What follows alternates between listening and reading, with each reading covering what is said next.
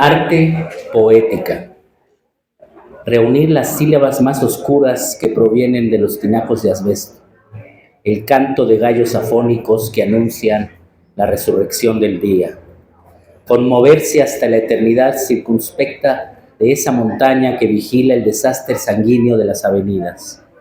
La lucha contra el silencio de los huesos y de los árboles en el desolado caminar del sábado por la mañana. Monogramas de luz que se desfiguran al transcurrir el día.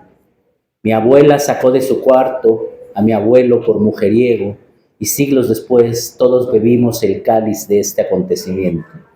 Las piedras volcánicas que pisa mi padre cuando evoca sus caminatas de la infancia por los pedregales. Pedazos de hospital en los recuerdos. La tensa espera del hígado encebollado en la mesa. El complot alimenticio de las hermanas en mi contra. La luna y el destierro de su belleza, los botones de tela que recorre mi madre con sus dedos mientras alguien le platica sobre el eterno fracaso del deseo, el amor que se tuvieron mis padres a los 15 años, la huida por los pasillos del mercado, las frutas podridas que caen antes de llegar al basurero, el amargo frenesí de los que se besan al declinar la tarde en los parques de la muerte, la playa y la biografía de nuestros cuerpos casi ahogados en el verano siniestro de la separación. Las palabras que se dijeron de una cruz a otra, los que iban a morir el viernes pasado en el libramiento. La ternura inocua de los peces que son devorados por las ballenas. Las estatuas de nubes que inspiran el amor secreto por los algodones. El sentido trágico de las almas que recalan en los adioses de las plazas. El lenguaje íntimo de las guacamayas, el fantasma de los tranvías en su choque invisible con los autobuses de turistas, esta voz que blasfema desde la ebriedad de la existencia.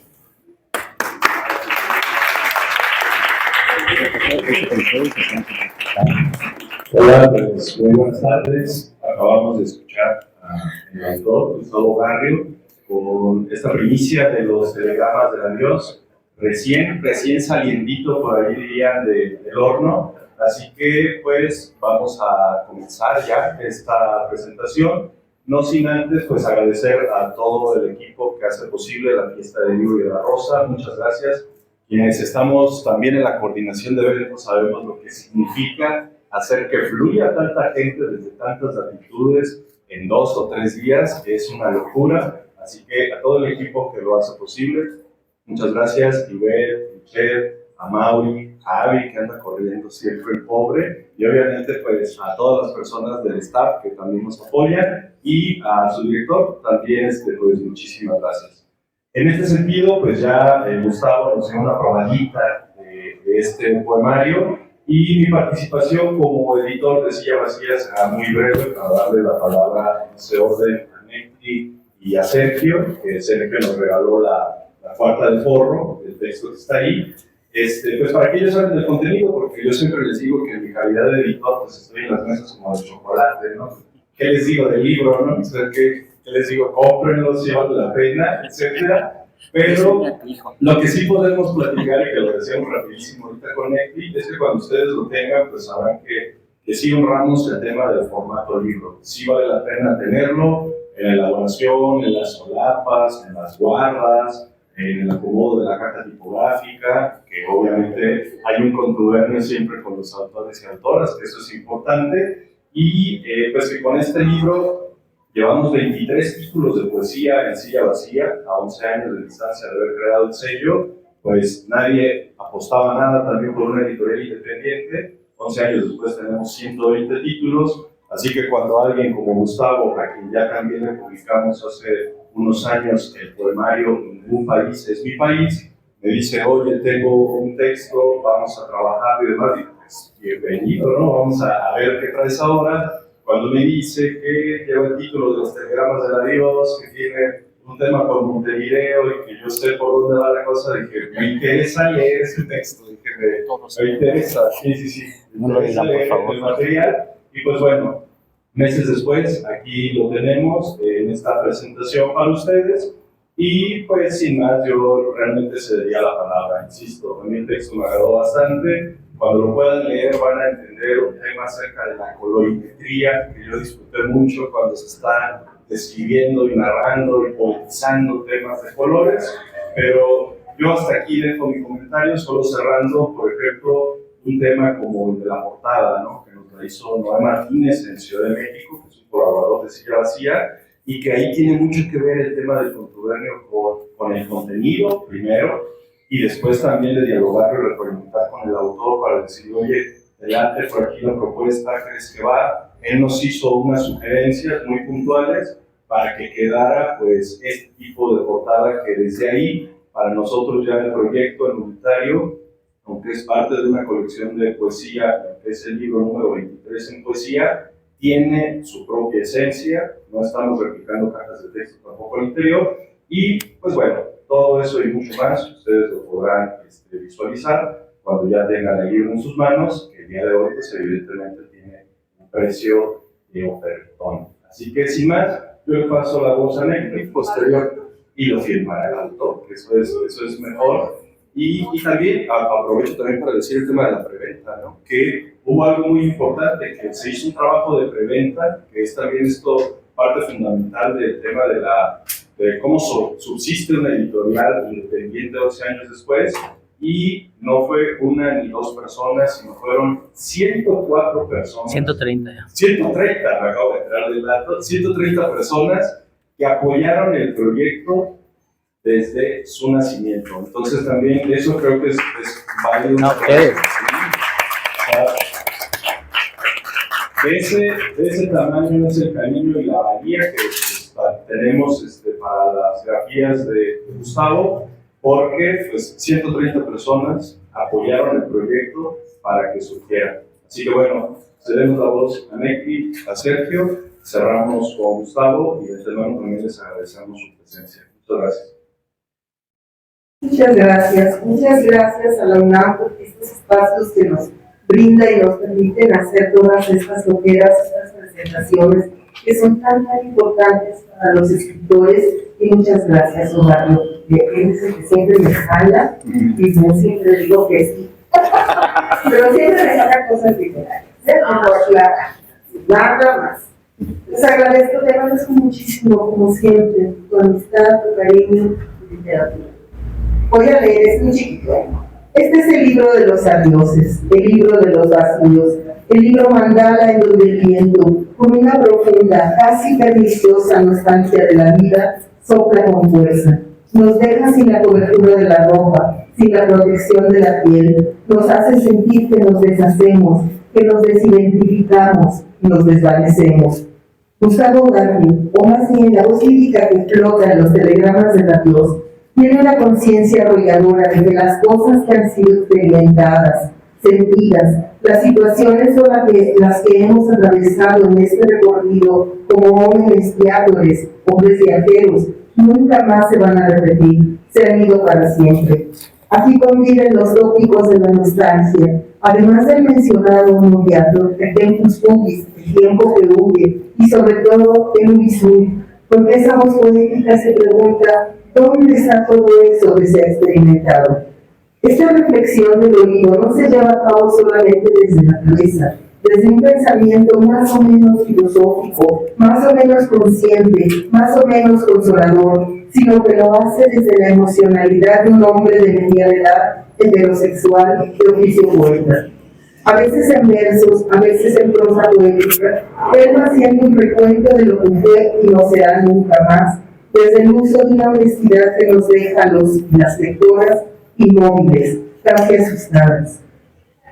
Desde el retorno de Montevideo, la primera parte del poemario, que es un canto no al regreso, sino a la pérdida del primer encuentro, hasta el amor que se acaba, en el último apartado, brevísima relación de un amor trágico, todo está anunciado como si hubiera sido cubierto por un velo de piedad.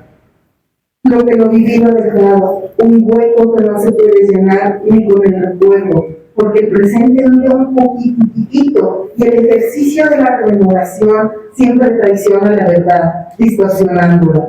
Así es imposible conservar algo, nada permanece. Salvo, claro, el oficio de la literatura, la maña de usar toda la experiencia para ser narrada, de escribir para expresar la vida o de usar esta misma como pretexto para crear. Lo dijo Pessoa, no yo. Vivir no es necesario crear. Vivir no es necesario, lo necesario es crear. En este poemario de Ovario, lo importante, lo que canta la voz poética es la impermanencia, o cómo ésta va construyendo la identidad. Como personas, nos vamos haciendo a través de nuestros recuerdos y experiencias, del tacto de los demás en nuestra piel. Nos sentimos seguros creyendo ser lo que recordamos haber sido. Y cuando nos damos cuenta de que todo eso ya se ha ido, nos encontramos frente a una broma cósmica. Soy lo que he perdido. Así parece la segunda parte, retratos, que la paso a la tercera, los telegramas del adiós, la que le pone título al poemario, un título maravilloso, empapado de la inmediata pérdida, de la rápida despedida. En este apartado continúa la desidentización. Cito, no tengo espejos, cierro, dice el poeta, porque recordándonos a Miquel, ha perdido a sus amigos, y que somos sino el reflejo que los demás nos ofrecen. Asegura que es, cito, dueño del mal inexistente, cierro cita, que también, cito, ese poema que no existe, cierro cita, en tanto que se declara hecho de recuerdos de las historias de sus ancestros, alguien lo que acabas de leer, justo, que se borra como los fantasmas ebrios de existencia. Lo acaba de leer, su verso maravilloso. Y entonces nos abre la cuarta parte, la tragedia del amor. ¿En qué consiste la tragedia del amor? Su contradicción inevitable. ¿Quién es la o el personaje a quien le es imposible recibir lo que necesita? ¿La amada? ¿El amado? ¿Los dos? ¿Acaso tú? En prosa poética, Hogar nos narra cómo lo maravilloso se va quedando lejos, cómo va deshilachando sus pequeñas y maravillosas familiaridades, cómo algo las aleja y convierte el enorme impulso de Eros en la trágica ganancia de Thanos. ¿Te pasará a ti? ¿A mí? ¿A todos?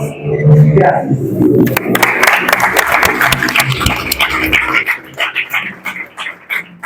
Agradecemos a Becky y necesitaba hacer este paréntesis. Es muy bonito estar entre poetas, porque cuando nos dice, vamos a leer al yo lírico que flota, y eso vale su cosecha. Y qué bonito, entonces gracias Netflix. Por favor. Aunque a veces yo prefiero estar entre periodistas, ¿eh? Bueno. Retorna a Montevideo, reseña. Era capaz de sentir en los huesos el presagio de la lluvia y de algunas tormentas, el fémur y la clavícula en paz cuando de ir al Parque Rodó se trataba.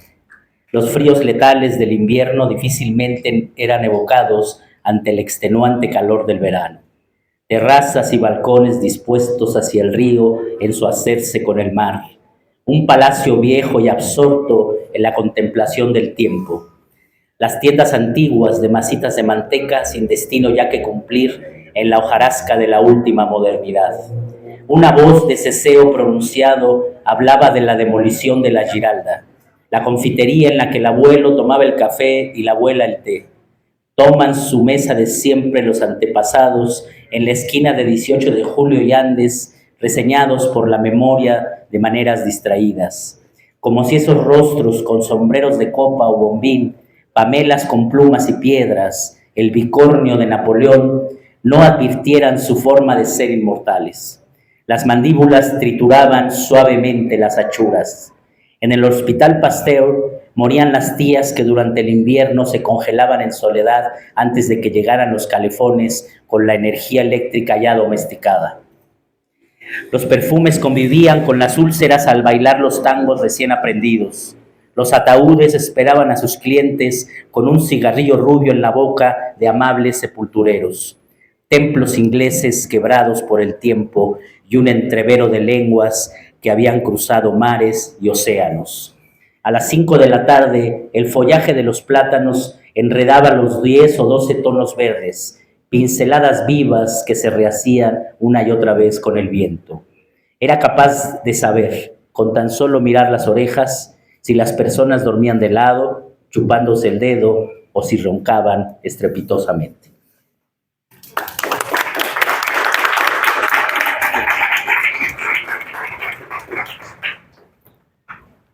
Buenas tardes a todas, a todos.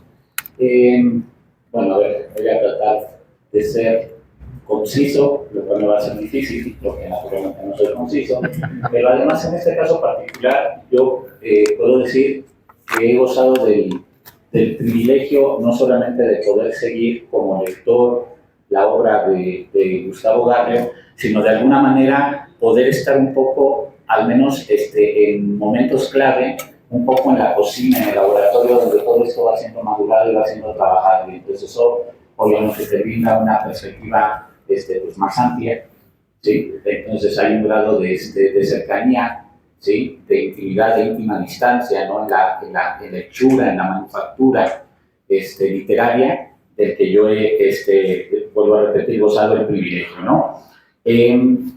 Para quienes no conozcan quién es Gustavo Garrio es un híbrido, o es una multitud de híbridos.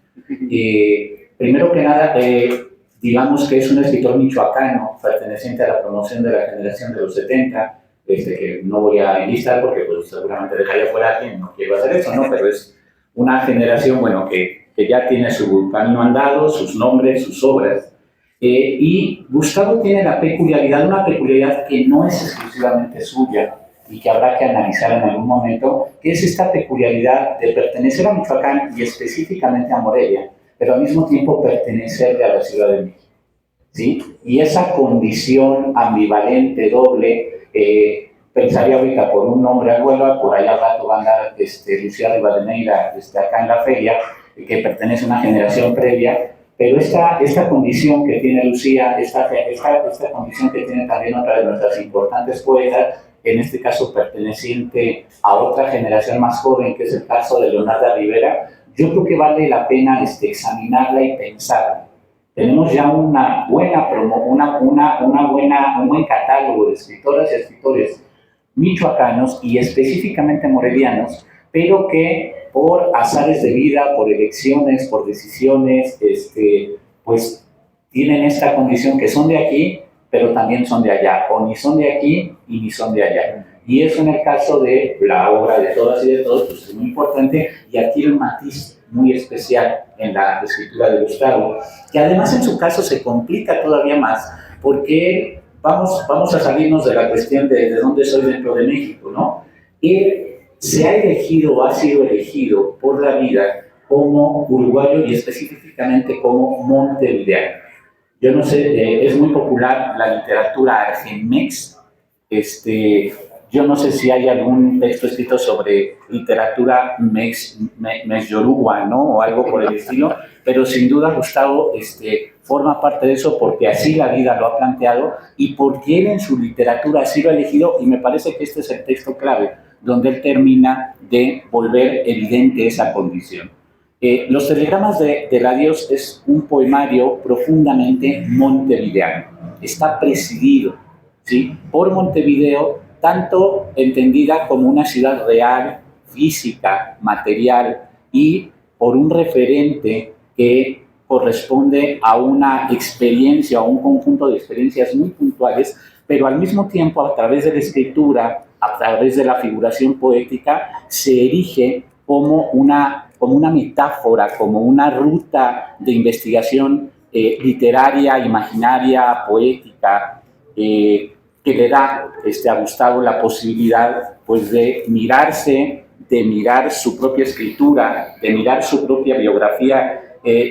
Yo por ahí un poco lo que digo en el texto de Cuarta de Forros es que él toma como punto de partida una vivencia concreta de Buenos Aires, pero al inicio del libro, y en las sucesivas partes es como una especie de lentes, una especie de catalejo a través del cual Gustavo va a ser capaz de mirar para atrás su propia biografía, su propia infancia, su propio barrio de Coyoacán, sus propios referentes culturales, y también esta permanente intuición medio apocalíptica, pero al mismo tiempo como férreamente esperanzada de futuro. Y eso le otorga un tono muy particular a los telegramas de Larios.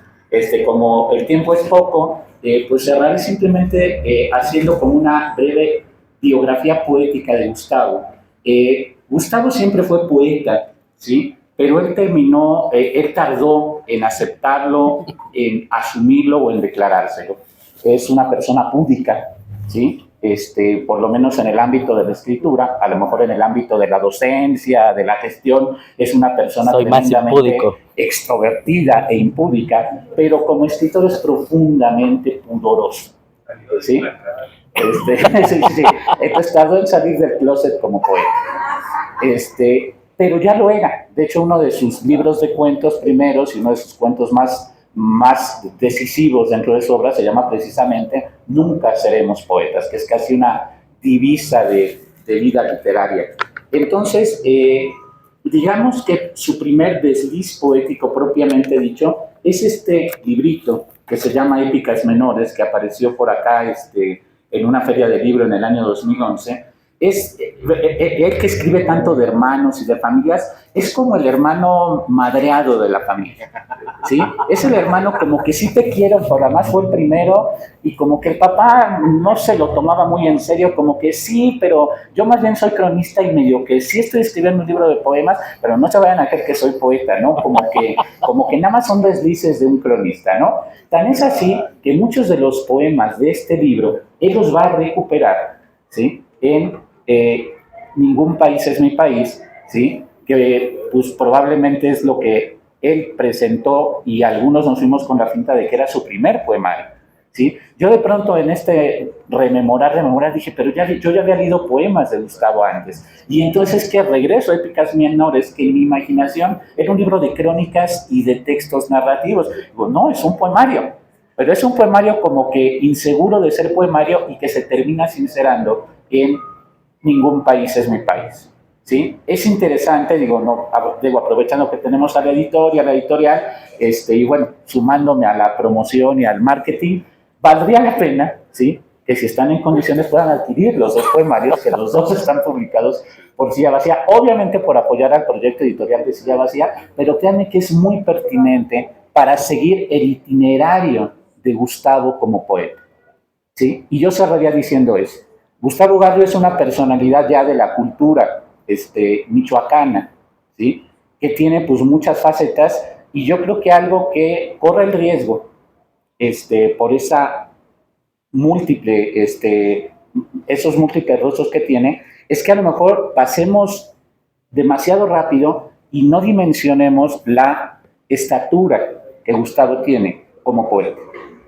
Vale la pena, ¿sí? Como acotar los otros, borrar todo lo otro que Gustavo es, incluso lo que es dentro de la literatura, como ensayista, como cronista, como narrador, ¿sí? Y hacer el esfuerzo de dimensionarlo exclusivamente en razón de su obra lírica, de su obra poética, y créanme que van a salir reconfortadas, reconfortados, acompañadas y acompañados, ¿sí? De esa experiencia de recorrer el camino que va de Ningún país es mi país a los telegramas de la Dios. Y si por ahí tienen la curiosidad del morbo, dense una vuelta por el stand de la Secretaría de Cultura, y muy probablemente haya por ahí perdidos libros de estos, y si no, EON los tiene disponibles en Amazon, ¿sí? Y así terminaría yo mi participación.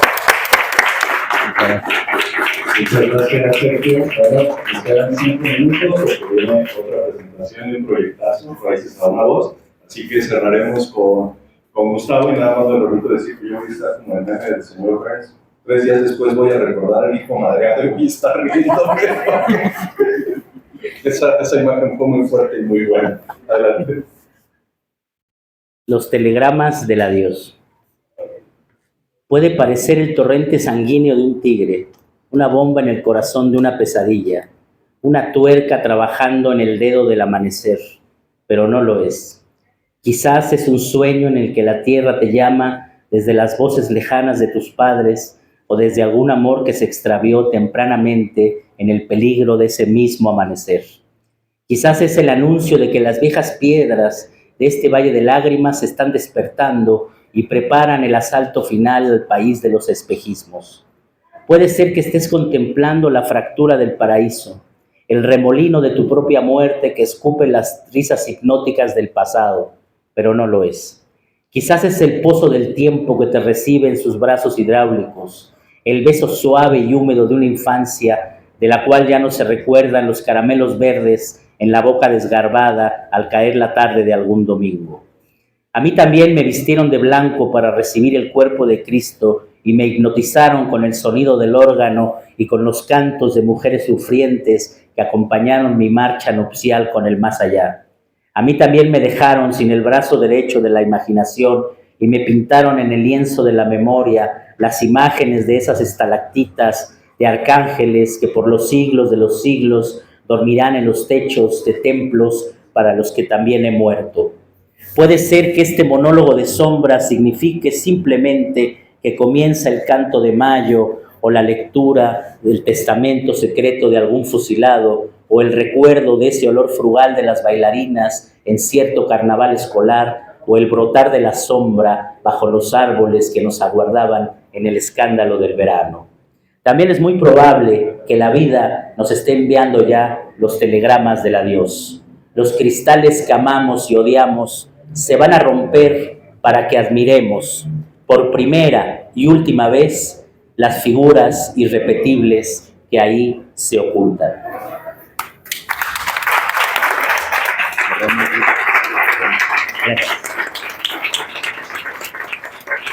Bueno, estoy verdaderamente conmovido por la presencia de todas y todos ustedes, por lo que acaba de decir Sergio, que sí me hiciste recordar la parte más terrible de mi infancia, cuando mis hermanas, yo tengo 3 hermanas más grandes, que como yo siendo el más chico, pues me maquillaban, yo iba a la primaria con las pestañas así, pero tremendamente enchinadas, ¿no? Y luego me hacían el juego del potro, pues, que salen los Locos Adams, creo, o no sé cuál de esas, que creo que el tío Lucas lo ponían en un potro, que era que le jalaban los pies para un lado y los brazos para el otro, ¿no? Entonces mis hermanas jugaban así conmigo, ¿no? Pero sí, yo creo que les agradezco muchísimo, Necri, te agradezco siempre muchísimo tu presencia, tus palabras. Hemos sido cómplices de muchos proyectos, de una antología, don Sergio también. Y bueno, y con Miguel, porque la editorial ya estaba, ya se me sale ya en automático, perdón, ya la editorial Silla Vacía, que son hermanas de Cuarta República, porque el valor, la temeridad de Miguel de haber formado, ¿no? Silla Vacía, publicando poesía, volviendo a hacer libros impresos, dejando que quienes escribimos, quienes deseamos que un libro tenga una buena salida, nos sintamos orgullosos de las ediciones de Silla Vacía. Es la edición más hermosa que yo tengo de un libro, de verdad, lo digo aquí, si no lo compran por el contenido, no les convencí ahorita, cómprenlo por la edición, porque la edición es verdaderamente hermosa. El trabajo de Silla Vacía, les pido un gran aplauso para Silla Vacía, por favor, porque su apuesta comenzó hace muchos años. Con Miguel también vino una complicidad tremenda, participamos en varias cosas, estuvimos en cuestiones allá en Cherán. Entonces estoy muy conmovido, ¿no? No sé cómo responder a todo lo que sea. A mí me hubiera gustado hablar más de las 4 partes del poemario, de Montevideo, de cómo la memoria, a través de la poesía, aparece de otra manera, que si fuera una memoria más narrativa. Toda esa construcción de imágenes que a veces nos cuesta, es como una obsesión. Digo, aquí está Armando, también otro querido amigo, poeta, cuesta esa dificultad propia de la expresión y de lo poético y de lo narrativo, de llegar a la imagen, ¿no? Yo estoy deslumbrado por algunas poetas y poetas que tienen un manejo de la imagen, ¿no? Recordaba mis lecturas universitarias de Sama Lima, que es un gran buscador, productor de imágenes tremendas, ¿no? El inicio de Paradiso es uno de los inicios más profundos, ¿no? Alrededor de las contradicciones de la existencia humana, ese niño enfermo, ¿no? Con la madre ahí cuidándolo, recordándole al padre, ¿no? El inicio de 100 años de soledad, el mundo de la imagen, ¿no? El mundo de la poesía.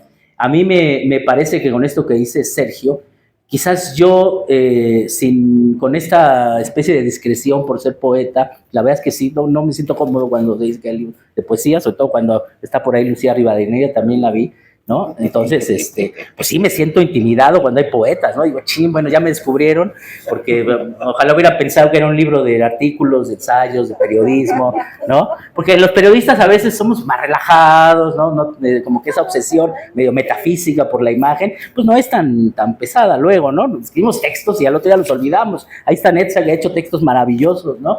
Hace filosofía del instante, y la verdad la olvidamos al otro día y ya se va disolviendo con el periódico el día a día, ¿no? La poesía obviamente tiene otro motivo, otro aliento, y yo me siento a veces más cómodo entre periodistas, pero la verdad es que me encanta escuchar hablar a los poetas de su obra, saber cómo esa cocina donde llegan a concebir un cierto poema, les robo los chismes, ¿no? Que hay, no está Raúl Mejía, pero quien es un maestro del chisme narrativo, pues es Raúl Mejía, ¿no? Ustedes saben que yo escribí una tesis sobre el astillero de Juan Carlos Onetti, que de ahí viene mucho lo de Montevideo también.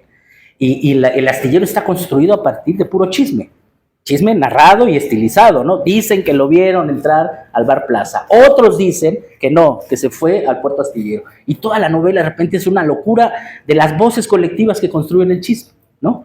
Les agradezco muchísimo. Sí, hay aquí una evocación. Yo no esperaba escribir sobre Uruguay, Montevideo. Mi hija es mitad uruguaya, mitad mexicana, ¿no? Su mamá, Mariela, nació en Montevideo, vino muy chica en 1977 en el exilio, y esa memoria, que era una memoria mía pero indirecta, poco a poco, ¿no? En los relatos de todos los días, en los asados, ¿no? En el vino, fue siendo una memoria que se me impuso como propia indirectamente, ¿no? Entonces, está ahí esa imagen de Montevideo, yo no elegí, sí, un poco en Montevideo me eligió. Ahora guardo una relación entrañable, empecé como a dibujar cosas sobre Montevideo, hasta que de repente vi que podía hacer una sección. Lo demás son poemas pues, que he tratado de publicarlos, ensayarlos en La Voz de Michoacán, por ejemplo, en La Jornada. Y pues ya, les agradezco muchísimo, de verdad, todos y cada uno de los que está aquí son muy importantes. Les agradezco enormemente que estén aquí. Bueno, esta rosa me la encontré en el camino, me la regalaron los profesores Natalie y Luis del Venadito de Atapaneo, ¿no? Aquí se las dejo, mil gracias.